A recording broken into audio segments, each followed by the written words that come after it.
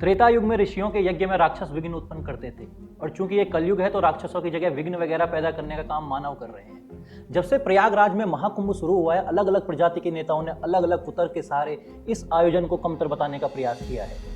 ये है कांग्रेस के अध्यक्ष मल्लिकार्जुन खड़गे। इनकी संपत्ति है 20 करोड़ रुपए और ये है इनके पुत्र कर्नाटक के मंत्री प्रियांक खड़गे। इनकी संपत्ति दर्ज है लगभग 16 करोड़ रुपए। ये आधिकारिक तौर पर दर्ज आंकड़े हैं। इसके अलावा कितनी प्रॉपर्टी होगी कहा नहीं जा सकता।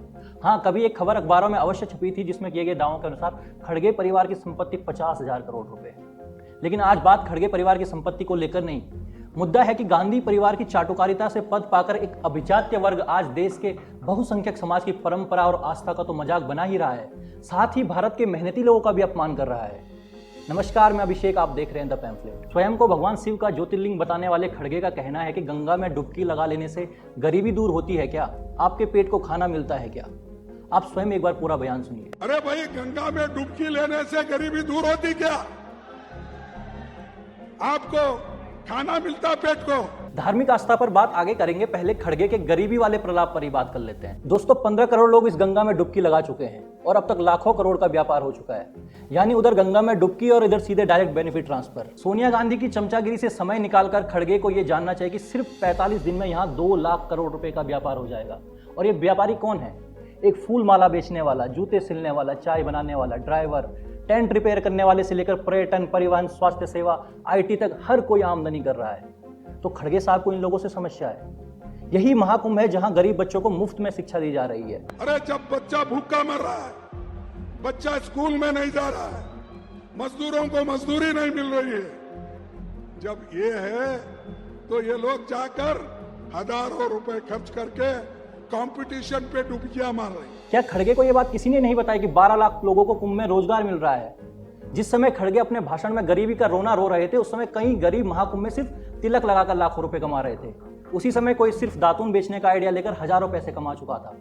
ये लाखों लोगों के लिए वंस इन लाइफ टाइम वाली अपॉर्चुनिटी है। खड़गे साहब सत्ता पाकर बार बार देश लूटने के मौके की तरह 5 साल में नहीं आती। और आपको महाकुंभ पर ज्ञान देने का इतना शौक है तो क्या आप एक बार यही शब्द, यही भाषण महाकुंभ में जाकर दे सकते हैं क्या? एक बार जाइए और बोलकर देखिए। आप कह तो रहे हैं कि धर्म पर हम सभी की आस्था है, लेकिन यह आस्था हमेशा धर्म के अपमान के समय ही झलकती है। आपकी यह आस्था आज तक कभी अकेले क्यों नहीं आई? स्वयं को राम भक्त बताए सिर्फ इसलिए कि राम मंदिर का अपमान किया जा सके। अब आस्था पर ठेस पहुंचाने के पहले ही माफी मांग रहे हो ताकि कुंभ पर भी कुछ अनाप शनाप बोलने का लाइसेंस मिल जाए। क्या खड़गे साहब ये कह सकते हैं कि हज के लिए जाकर शैतान को कंकड़ मारने से गरीबी खत्म नहीं होती? या वे ये कह सकते हैं कि चर्च में मोमबत्ती जलाने से गरीबी खत्म नहीं होती? कहना भी नहीं चाहिए क्योंकि वो उनकी आस्था है। लेकिन खड़गे के लिए हिंदुओं की आस्था का कोई मोल नहीं, क्योंकि कांग्रेस के लिए आस्था वोट बैंक के साथ आती है और कांग्रेस का वोट बैंक कौन है वो हम सभी जानते हैं। सवाल तो ये भी है कि क्या पंडित नेहरू कुंभ में गरीबी खत्म करने के लिए जाते थे?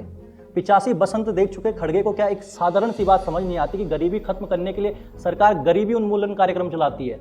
वो अलग विषय है। और कुंभ लोग आस्था लेकर जाते हैं, वो अलग विषय है। सोनिया गांधी अगर ब्लैक बोर्ड पर चौक लेकर 100 बार आपसे ये लिखवाएगी कि कुंभ अलग गरीबी अलग, कुंभ अलग गरीबी अलग, तब समझ जाओगे क्या?